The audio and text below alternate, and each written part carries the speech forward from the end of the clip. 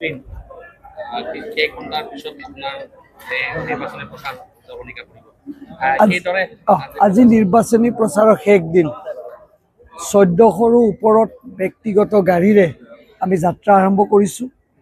বাইহাটাৰ মোৰ কাৰ্যালয়ৰ পৰা বাইহাটা চাৰিআলিৰ পৰা বেজেৰাৰ পৰা বালিকুচিৰ পৰা গাছবাৰী হৈ যোৱাবাৰৰ বেলিকা আমি মুক্তাপুৰত এই যাত্ৰা শেষ কৰিম। আপোনালোকৰ আশীৰ্বাদ বিচাৰিছোঁ।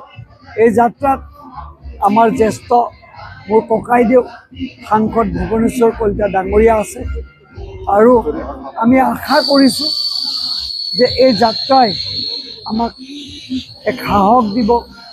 এই যাত্ৰাৰ যোগেদি আজি আমাৰ কাৰ্যকৰ্তা আমাৰ লগত সহযোগিতা কৰিব।